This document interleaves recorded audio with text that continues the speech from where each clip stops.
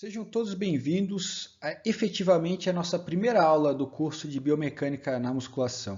Meu nome é Fernando Carvalheiro Reiser, eu vou estar acompanhando vocês durante todo este curso, todo esse trajeto aí da biomecânica, desde os aspectos fundamentais até os aspectos avançados. A nossa ideia aqui com o módulo 1, com o ciclo básico, é trazer aspectos que são relacionados a fundamento, a estrutura do corpo de maneira geral, ossos, tendões, ligamentos, músculos, e colocar a biomecânica direto nisso daí. Então a gente não vai ver articulações, por exemplo, vendo se ela é do tipo cela, se ela é do tipo esferoide, enfim, se ela é do tipo condiloide. A gente vai abordar elas com uma aplicação, diretamente assim. Porque daí vocês tendo o exemplo, vocês conseguem visualizar de uma melhor forma o porquê aquela estrutura é daquele jeito, né? Não fica aquele emaranhado, vamos dizer assim, de coisas voando quando vocês começam a estudar anatomia. Você fica, não, mas para que serve isso? Por que eu tenho que saber tal proeminência óssea? Então, esses aspectos vão ser totalmente aplicados aqui, né? Por isso que eu falo que esse curso ele não é um curso que seria dado propriamente numa graduação. Eles seriam entre uma graduação e uma pós-graduação, exatamente. Por quê? Porque ele vai abordar desde aspectos fundamentais até aspectos avançados. A gente vai fazer isso o curso inteiro. Bem, para vocês terem uma ideia do que eu estou falando, eu vou começar a desenrolar de vez esse assunto. Biomecânica para quê, né? Por que nós estudamos biomecânica? Essa é a primeira coisa que a gente deveria ter em mente quando começamos a estudar. E aí eu faço um jogo que as pessoas costumam não se perguntar tanto, né? Você já percebeu que quando nós estamos falando de perguntas que movem a montagem de treinamento, é muito comum você chegar exatamente nesse quadrinho aqui, na verdade, nesse triângulo que eu vou mostrar, que é você chega primeiro à divisão de treinamento, né? Você começa falando como é que o treino do meu aluno vai ser estruturado, peito e bíceps, peito, costas ou braço no outro dia, né? O treino feminino, eu vou colocar membros inferiores junto ou segmentado, né? Anterior e posterior. Como é que eu vou fazer essa divisão? Como é que vai ser o melhor, né, para o meu aluno? Você vê que isso aí vocês perguntam também outra coisa. A carga que o seu aluno vai fazer. Ele vai fazer 80% de RM, né, basicamente, que é o que é mais comum quando se procura hipertrofia muscular. Ele vai fazer um treino mais de resistência com 40%, 50%. Então, esses aspectos também são bastante contemplados. Repetições, reps, né, que eu coloquei aqui para fechar certinho. Repetições.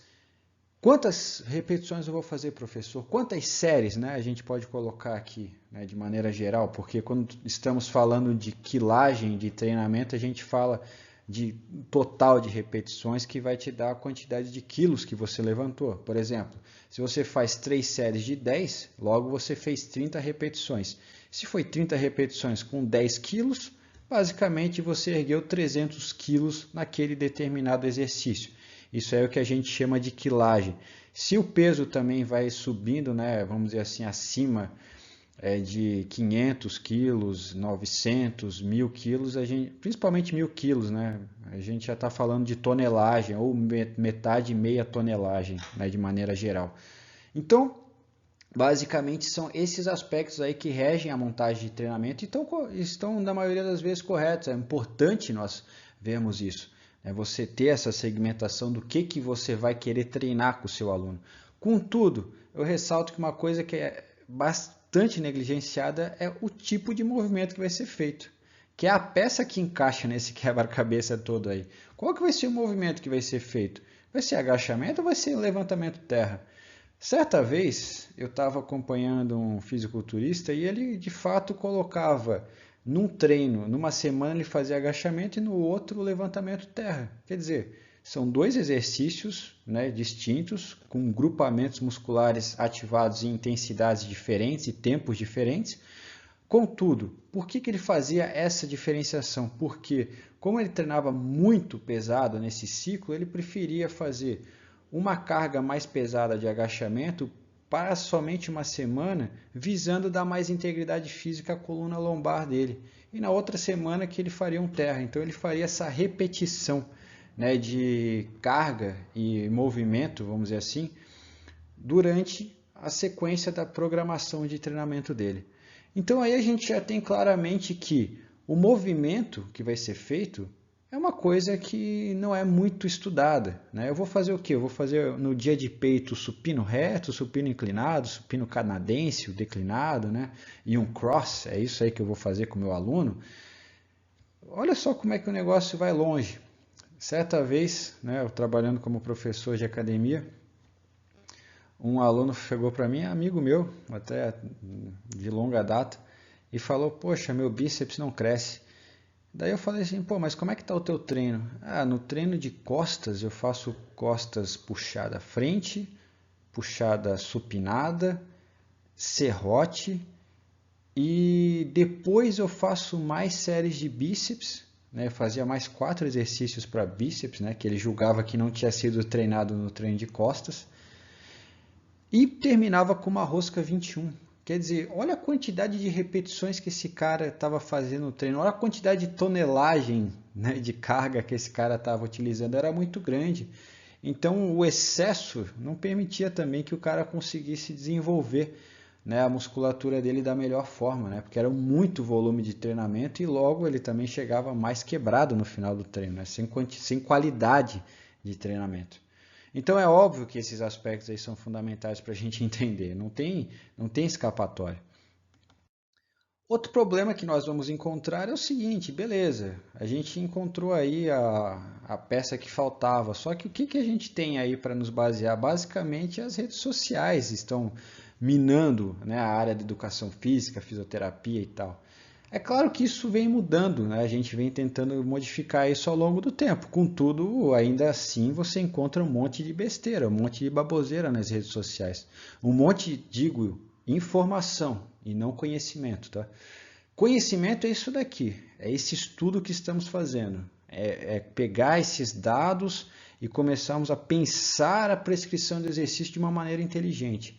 Informação é só aquilo lá que você vê, o supino ativou 40%, 70%, 100% de peito, de tríceps, enfim, do que seja.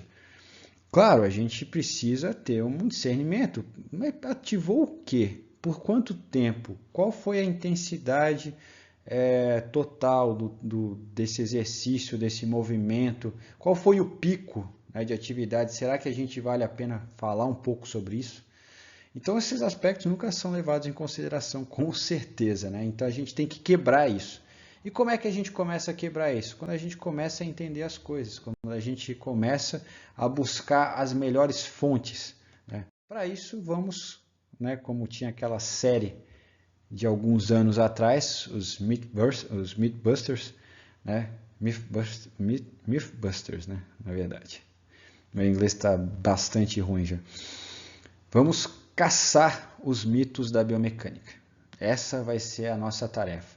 Como Mythbusters, nós vamos caçar os mitos da biomecânica. E a partir disso, a gente começa a entender. Para caçar, a gente tem que saber o que é a biomecânica. A biomecânica, eu gosto bastante dessa definição do professor Amadil, lá de 96, ela já é um pouco antiga, mas o professor Amadil fala o seguinte: a biomecânica, ela é a junção, né, da anatomia, você pega a anatomia específica de um corpo e a sua fisiologia, ou seja, as particularidades anatômicas e fisiológicas, e aplica a física, a mecânica clássica, para tentar entender o movimento. O que essas partes aí conjugadas fazem quando elas estão sobre um mecanismo de estresse, por exemplo. Ou seja, por que existe uma grande diferença de eu colocar 1000 quilos no meu joelho do que 1000 quilos na minha coluna vertebral? O que muda? Muda a anatomia, muda aspectos fisiológicos de certa forma, não que os tecidos tenham uma grande diferença, mas eles têm compartimentos diferentes, né? No caso do joelho, a gente tem um menisco e na coluna a gente tem uma sequência de discos intervertebrais, né, que são modelos diferentes ali de fibrocartilagem. Então, isso são particularidades anatômicas bastante definidas. Outra coisa, por exemplo, a gente vai ter ali aquela velha discussão do ligamento patelar. Como para os anatomistas, o ligamento é uma estrutura que liga osso com osso, e isso está corretíssimo. Contudo, a gente tem aquelas áreas cinzentas. Uma delas é basicamente o tendão ou ligamento patelar. Por quê? Porque basicamente você está ligando ali via ligamento patelar a patela com a tuberosidade da tíbia. Beleza, é um ligamento ósseo. Contudo, como vamos ver como é que funciona, né? Qual que são o mecanismo histológico, né? Como é que é por dentro dessa estrutura, vemos que ela não se parece com um ligamento, ela se parece com um tendão. Então, essa discussão aí vai longe. Por quê? Porque, de fato, a gente tem uma proximidade muito mais de um tendão do que propriamente de um ligamento. Você vai ter aí uma particularidade fisiológica bastante definida, né? São coisas, claro, que a gente tem que sempre levar em consideração. Então, por isso que essa definição da Madil, ela é perfeita para essas condições. Claro, se temos aí um know-how de como é que funciona isso, como se estuda, aí vem o que eu chamo de hierarquia ou ordem e progresso de estudo, que é a definição do Ramil. Isso aqui é fundamental. A gente vai fazer exatamente esse caminho aqui e vocês vão ver que ele vai dar certo. Como é que vai funcionar? A gente tem dois grandes grupos de estudo. Temos o grupo da cinesiologia e o grupo da biomecânica. Basicamente, cada um deles tem uma certa especificidade, ok? Então, a cinesiologia ela vai basear suas análises na anatomia funcional. A anatomia funcional ela é o seguinte, é você falar o que é isso aqui é uma flexão, isso aqui é uma extensão. Quando eu faço uma flexão concêntrica, o meu bíceps ativa. Quando eu faço uma extensão excêntrica, o meu bíceps também ativa. Quando eu faço uma extensão, né, vamos supor, uma extensão concêntrica, o meu tríceps ativa. Quando eu faço uma flexão excêntrica, o meu tríceps continua ativando. Então, essa definição quem dá para a gente é a própria anatomia funcional. Ela só vai dizer para onde que o movimento está indo, quem que está fazendo e o que está acontecendo de maneira geral, mais superficial, né? Por que eu coloquei eletromiografia aí também? Porque o desdobramento do estudo da anatomia funcional é a eletromiografia. A eletromiografia vai dizer, então, qual músculo está sendo ativado? Está sendo ativado o bíceps. Eu estou vendo aqui ativar o bíceps. Aqui ele parou de ativar, então ele entrou em silêncio. É isso mais ou menos que o pessoal costuma fazer, que costuma vender em cursos, só que fala que não é assim, né? Eles falam que está mais ou menos ativo, mas isso não dá para inferir, porque às vezes o sinal tem um traçado que não é muito alto, e isso aí pode te enganar, porque você pode achar que aquele músculo não está sendo muito recrutado, mas não é verdade.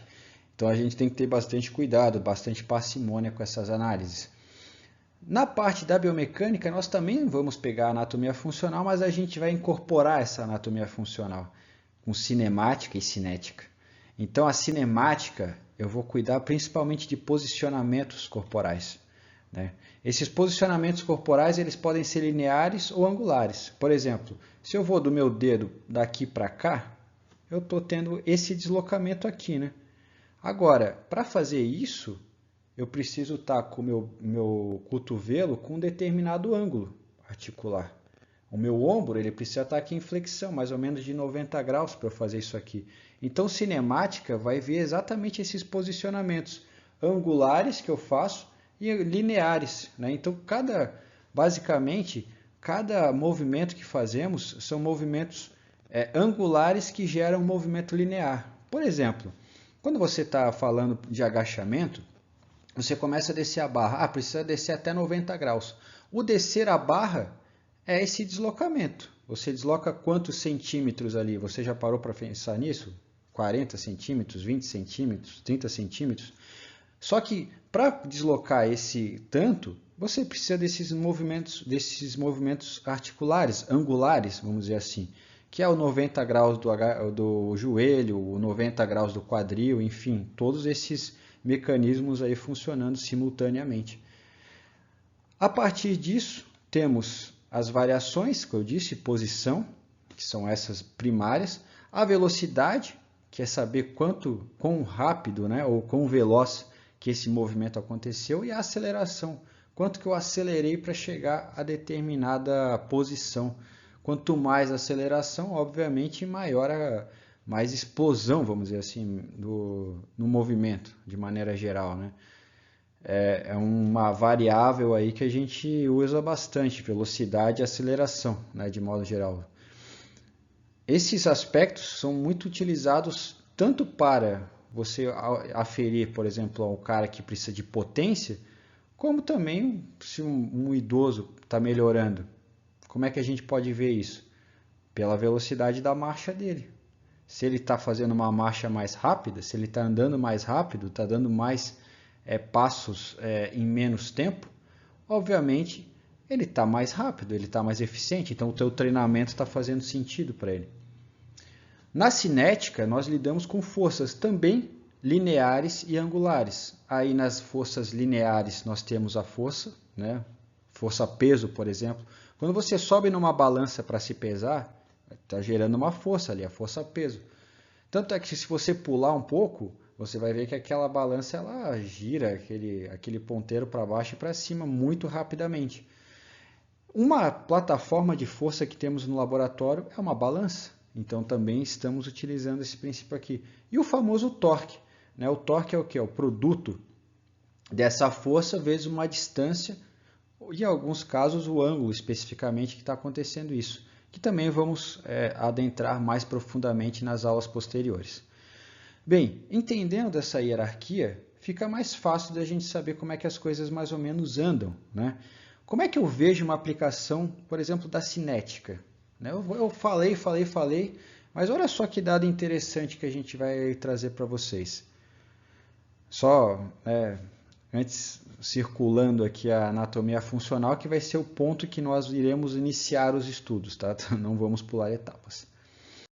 Mas só para mostrar para vocês como é que funcionam as coisas. Temos, por exemplo, lesões em academias de ginástica, né? Aos montes.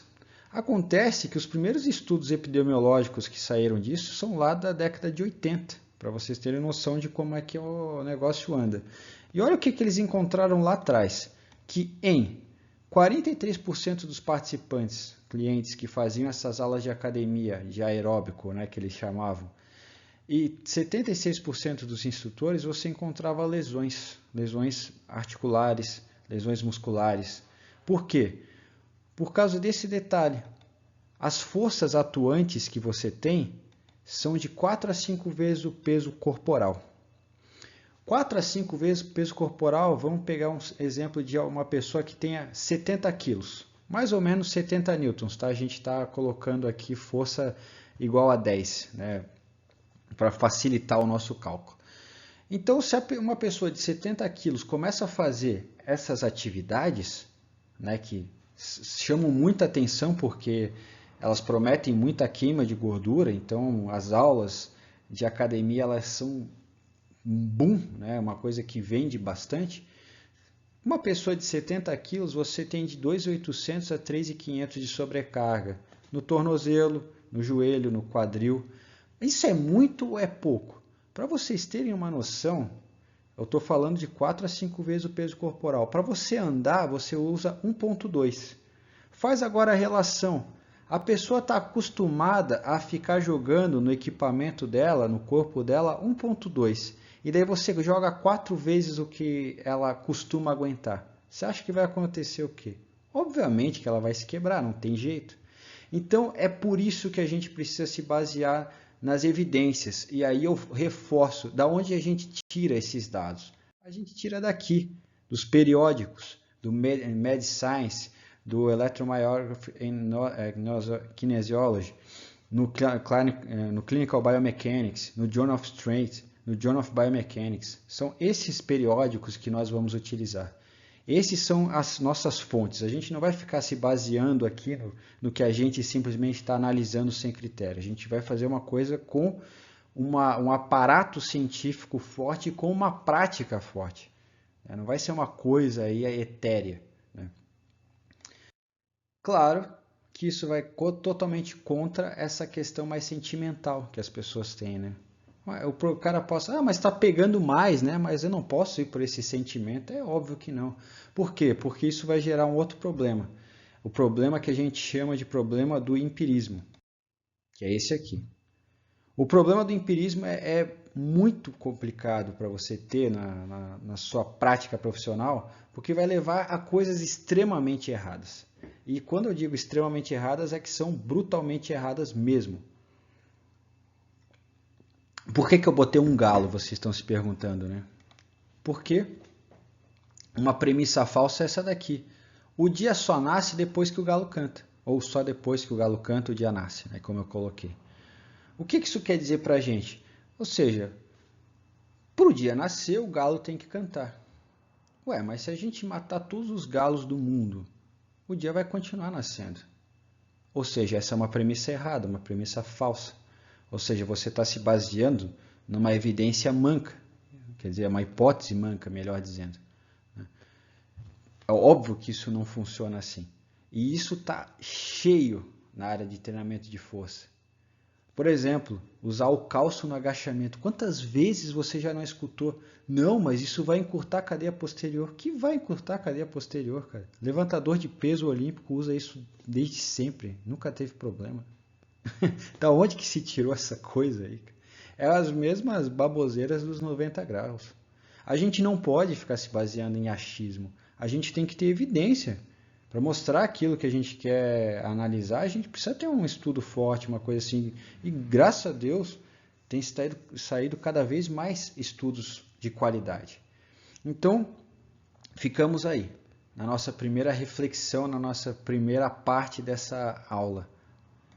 Não podemos nos basear em coisas que não são a realidade do que estamos analisando. Certo, pessoal? Abraço e aguardo vocês para a próxima aula.